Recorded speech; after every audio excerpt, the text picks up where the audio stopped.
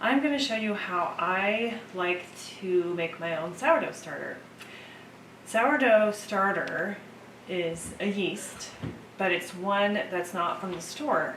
Yeasts live all over the place, including in your house and on your hands and on the flour that you have in your pantry.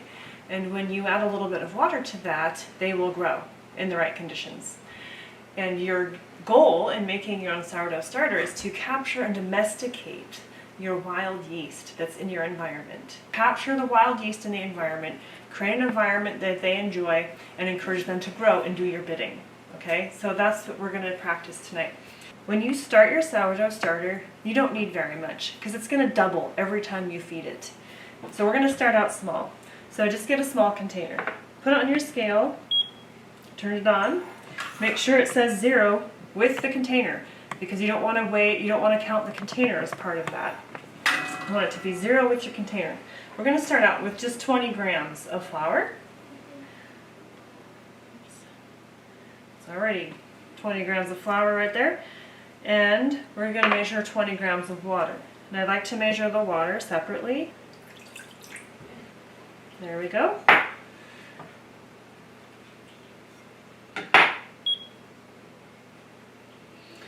So we have 20 grams of each, and we're going to stir it up.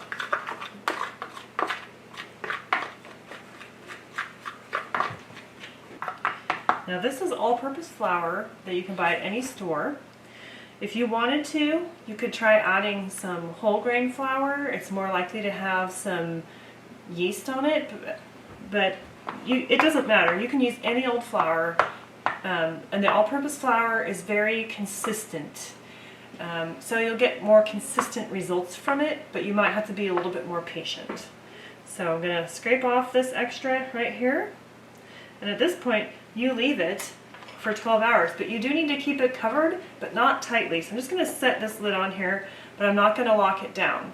When the yeast starts to grow, it's eating the carbohydrates in your flour and releasing carbon dioxide gases.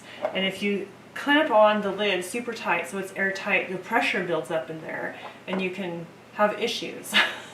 So we're just going to cover it, and the main purpose is to keep it from getting dried out and to keep unwanted things from getting into it, like cat hair or, you know, chili powder from when you're cooking tacos or whatever. So just keep this lid on here, and we'll come back in 12 hours and feed it again. Alright, so we've left our starter out all night and it's time to feed it. So we're going to start by putting our starter right here on the scale and turn it on so that it reads 0 with the weight of the container. Okay? And we're going to add 40 grams of flour.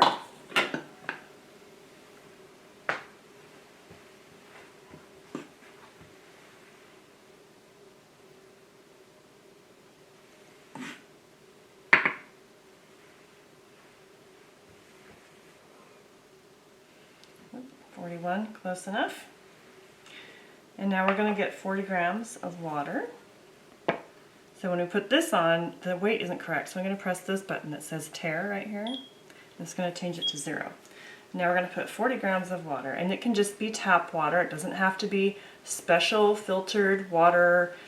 It's fine. So straight from the tap, it doesn't matter. 40 grams. You can see how quickly the grams go up with water.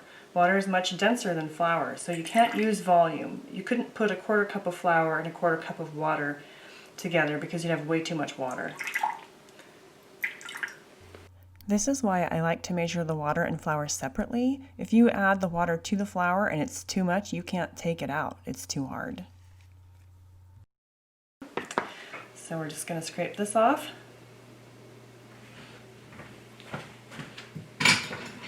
Put this lid back on without sealing it and set it aside. So I made some mistakes in my early feedings here on the video, as you can see. So I'm providing this chart for you. Look at the chart. It tells you what I should have done. And when you watch the video, you'll see the mistakes I made. And this is in a link in the description. Okay, so it's time to feed our starter again. It's been 12 hours since we fed it last time.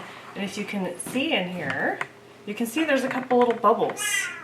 So we've managed to capture some some wild something or others, okay? But we haven't domesticated anything yet. So we're gonna keep feeding it and try and get it to do what we want it to do. What we need to do is just cultivate what we have, and we have something. Okay, so I'm gonna turn this scale on. And I'm gonna put, right now we have 80 grams in here, and I'm gonna put 40 grams in this new clean container.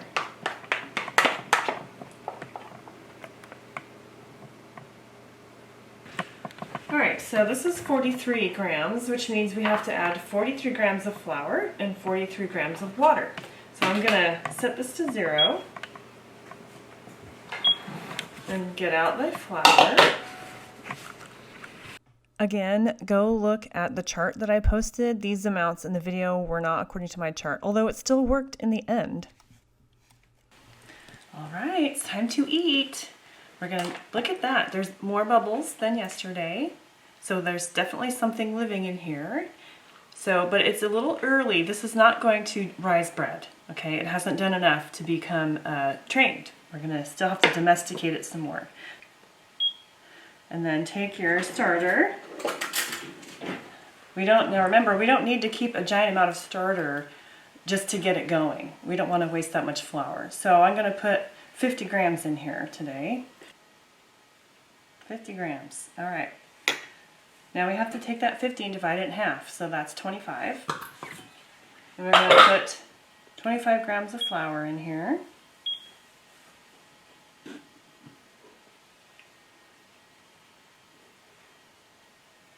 There's 25 grams of flour. And now we're going to measure out 25 grams of water.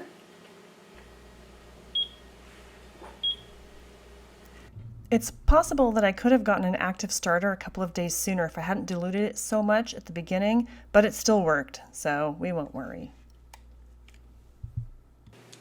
It's time to feed again. It doesn't look much different than it did before. There's still some bubbles, but not a lot is changing right now, and that's okay. We're going to feed it anyway because eventually it's going to become what we want it to become. So we put our empty container on the scale. We're going to measure 50 grams into our container here. There are any number of substances you can use to get a starter going, including dried fruit, potato peels, different kinds of flour like organic, whole wheat, or rye. But I prefer all-purpose flour. It is more sterile and might take longer to get a good starter, but it's extremely predictable, which is very important for bread. It's also very inexpensive and widely available.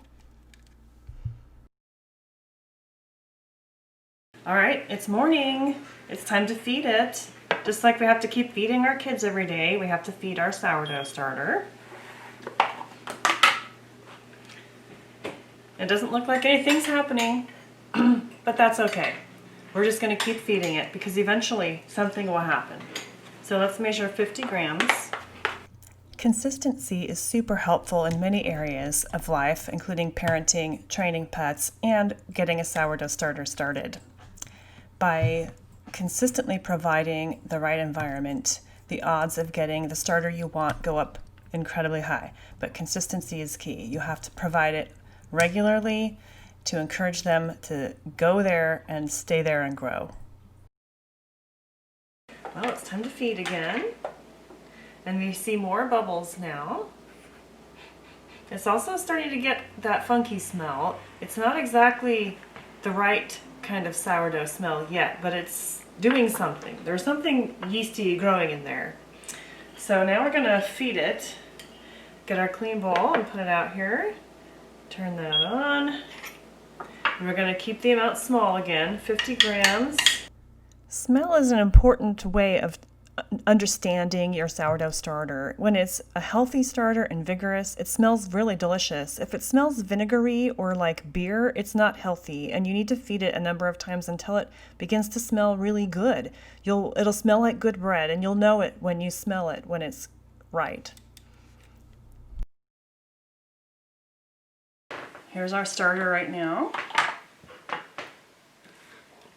You can see more bubbles. I still don't really see any bubbles anywhere but popping on the top. So again, putting 50 grams in the clean container. I feed my sourdough starter on a 12-hour, about every 12 hours. So once in the morning and once in the evening. And having that regular schedule helps a lot. So if you can't be consistent in your feeding, you're going to have a more difficult time establishing your starter. All right, we are going to feed our starter again. Let's see, it's Tuesday night, time to feed it. And there were some bubbles, but I think they popped. Okay, 50 grams. Do not despair if you get behind on your feeding schedule. If you miss a day or a feeding, or if you get behind schedule, just get back onto your normal schedule, start feeding it again every 12 hours, and it will revive, but you might need to spend a couple of days doing that to get back on track, but it doesn't die overnight. All right, it's Wednesday morning. You can see that there are actually quite a few bubbles now, and it looks like it might even be starting to rise a little bit when it's in between feedings. So I think things are happening. So we're going to feed it again. We're going to put 50 grams in here. You'll know you have a healthy starter when it can double in volume every 12 hours or more sometimes. Usually it goes up to its highest volume, maybe around 9 or 10 hours, and then it will go down after that. But it has to reliably double in 12 hours consistently before you can really use it in cooking, or at least for bread. Wednesday night, it's time to check our starter, and there are some little bubbles. So I was getting impatient of doing the same thing and feeling like I wasn't getting any progress. So I tried to speed it up by adding a little freshly ground whole wheat flour from wheat that I grew myself and harvested in 2014. And I can't say it was organic, but it was sustainably grown. And I know it had lots of good yeast on it. So I sprinkled some in there to hope to try and seed it a little bit. Okay, it's Thursday morning. It's time to feed our starter again. You can see what it looks like here. Last night I put just a little bit of whole wheat flour in here, hoping to get some more yeast. It might be, the smell is changing a little bit now, so that's a good sign. But we do need to feed it again. So we're going to take 50 grams. The fastest way to get a good sourdough starter is to get some from a friend. If you know someone who bakes good bread and has a sourdough starter that you know is good, they have to feed it. Ask them if they'll share with you next time they feed their starter. It's way easier than making it yourself. All right, well last night I forgot to feed the starter, but this is what it looks like today. And it's still fine. We're just going to keep moving forward because even if you forget to feed it once, it's not the end of the world. Just keep going. So put 50 grams in. So in the beginning, I was tripling it instead of doubling it. So I was watering down my yeast, and then I skipped a feeding, so it got kind of slowed down there. So with all of these things I messed up, it still worked, okay? So it's very flexible, don't worry. Okay, so it's Friday night and it's time to feed our starter. And you can see some bubbles in there, and it almost looks like it's starting to rise a little bit. It's getting a little fluffy. So we're gonna measure out 50 grams. There are, of course, other ways to make sourdough starters. The ratios might be different, the ingredients might be different, the times, everything could be different. But I know that this way works because I've done it several times and it hasn't failed. So I'm recommending it to you based on my own experience, but there are other ways of doing this. It's Saturday morning, and this is what we have. It's time to feed it. So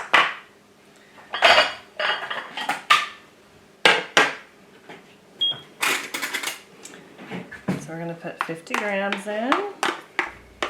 Measurements do not have to be exact for this to work. So don't get uptight about that 1 gram or 2 grams that you're off. It'll still be fine. It's especially when you're just trying to get your starter going. Maybe if you were actually baking bread or something fancy, then it would matter. So it's Saturday night. Time to feed. Some bubbles there. Looking good. Smelling all right. So we put the empty container.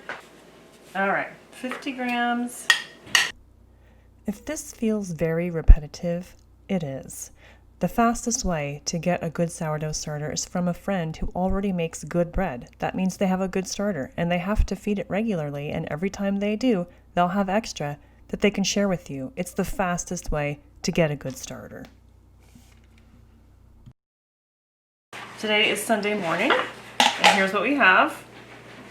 More or less unchanged, but there might be a few more bubbles than there used to be. And scrape out 50 grams.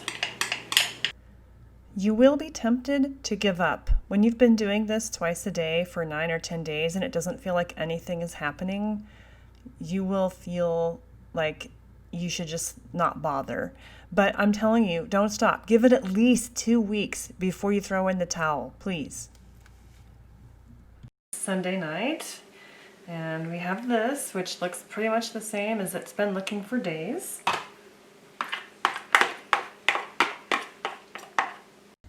What we're doing in this video is creating what people refer to as a mother starter, which means that this is the starter that you maintain indefinitely, and from this starter you can start all the other starters. That's why it's called the mother, and you just keep it alive and use it for all kinds of things.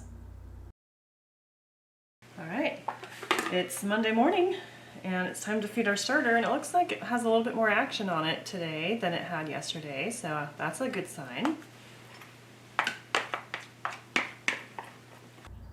There's a lot of vocabulary associated with cooking with natural yeast. Things like levain. A levain is something that you make with your mother starter. You make a little side starter and then you use that to bake your bread. That will allow you to save some of your mother starter so you can keep less of it, less than 500 grams. Monday night, here's what we have. And I can actually now see bubbles on the bottom too, so there's more bubbles. And it is actually starting to smell a little bit different. Many recipes call for you to use your mother starter to create a levain and then use the levain to bake the bread with. And I just don't want to add that much extra steps to my baking, so I take my mother starter out and just take from that the amount that I would use from the levain. It just means I have to keep more mother starter around, but it works fine. Today is Tuesday morning, and I think something is happening, okay? There's more bubbles. You can see how much it's not so thin anymore. It's actually got, it rose up, okay? So we have yeast growing in here, and it's beginning to behave the way we want it to, and we call that domestication. So what I'm going to do now, I'm going to start to build up my quantity, okay? It's starting to do what I want it to do. Now I need to get the amount I want, okay? So I'm going to measure all that I can into this bowl.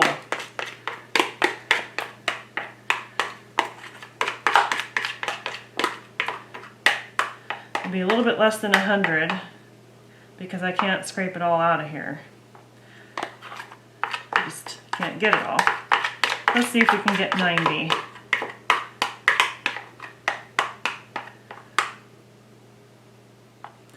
Alright, so let's do 90 divided by 2 would be 45. So let's put 45 grams of flour in. Once you get a good starter going, you won't want to feed it twice a day forever and ever. So you can store it in the refrigerator. And I will have to tell you more about that in a different video. But you can keep it in the refrigerator as long as you feed it at least once a week. It should still be fine. But I've left it longer. And I'm going to put it into this clear jar so that I can get a good idea of how it's behaving. So let's put it in here, try to keep it off the sides.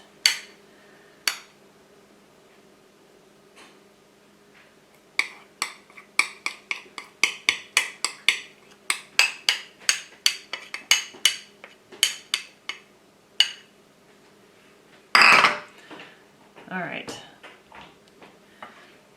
Now I'm going to try to shake this down so that it's about level. Yep, and I'm going to mark the level approximately. I mean, it's not really totally even, but I'm going to mark it. Oops, maybe I'll mark it with a different one. Let's try this one. Do any of your Sharpies work at home? Okay, that mark is going to be our reference point to know how this is behaving, and we still need to keep it covered. What I don't recommend, do not screw this on all the way tight when you have a sourdough starter. And we'll check back on this in about 12 hours and see where it is in relation to this line, and hope that it eventually, after a couple more days, we should be able to double the volume. All right? 12 hours. We'll be back. It is now Tuesday evening. I think it's been 10 days, honestly, but I can't remember. I'll have to go back and look. But look at what has happened. We started out this morning, it was right here. It has more than doubled, okay? And if you look closely, you can see that it's started to recede a little bit. So it was actually just a little bit higher than this about 2 hours ago. Now it's starting to go down. And there's a lot of bubbles. And the bubbles are beginning to pop in there, so it's starting to go down. And it's getting that really beautiful sourdough smell now. So we have a really active starter, and now that it's working really well, we want to increase it to the right amount. I like to keep 500 grams on hand for what I do. So you can do the math. To make 500 grams, we need to get 250 grams in here, and I don't know if we have that much. So let's see how much we can get.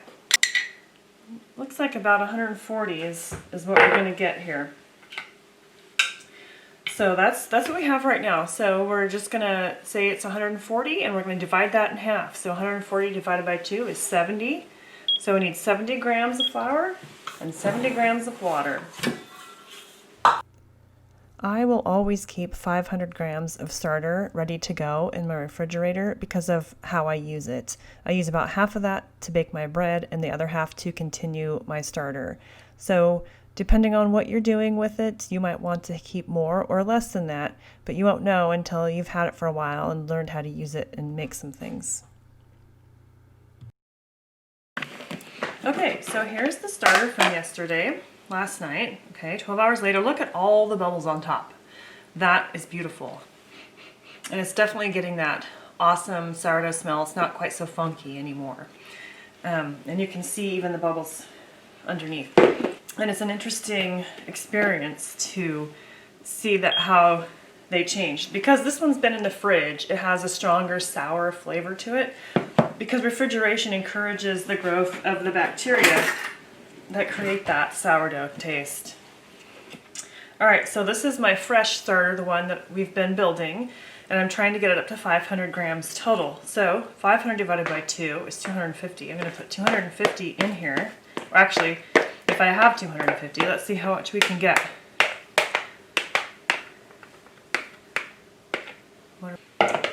This is the amount that I like to keep on hand. So 250 divided by 2 is 125. Okay, so I'm going to put 125 grams of flour. Once you have your sourdough starter established, you can use it in all kinds of recipes, different kinds of bread, cookies, pancakes, waffles, bagels, almost anything. You can use it to either make sour tasting breads or not sour. The longer it sits, the more sour it tastes. And if it's been refrigerated, it'll be more sour. So you can put bread in the refrigerator to rise or not, depending on what you're trying to achieve. So it's been over 12 hours since I fed this last, and it's starting to actually recede a little bit. It's gone down. Okay, so I haven't fed it in over 12 hours. So it's time to feed it again, but I wanted to show you what it ended up like in the end. So here is my new fresh starter that I began almost 2 weeks ago, probably. Theoretically, you can take your sourdough starter and use it in place of yeast in any kind of bread recipe. It's not equivalent though, because if you're using baker's yeast, the little granules, it's usually like 2.5 teaspoons. Well, you'd need a lot more than 2.5 teaspoons of this to get your bread to rise. So it will take some experimenting. You're adding liquid to your recipe as well as flour when you add a starter like this. So you'll have to practice. Yesterday, I made a loaf with my new starter. And it turned out like this. This is a recipe that I just kind of made up. I want to try to use my sourdough starter, my natural yeast, in place of baker's yeast in almost any recipe. So I have several recipes for bread that I make fairly often that I feel like I've perfected, and I want to replace the baker's yeast with the natural yeast. And so this was my first attempt to get a feel for that. And you can see it did rise. It rose quite nicely. I cooked it differently, so it didn't. I cooked it just in the oven on a stone instead of in a Dutch oven, so it doesn't quite have the big crust on top. But that's okay if you don't care for that. It doesn't matter. So anyway, maybe in the future I will make some videos about how to use the natural yeast in place of baker's yeast in some other recipes. And I look forward to making those videos. Thanks for watching.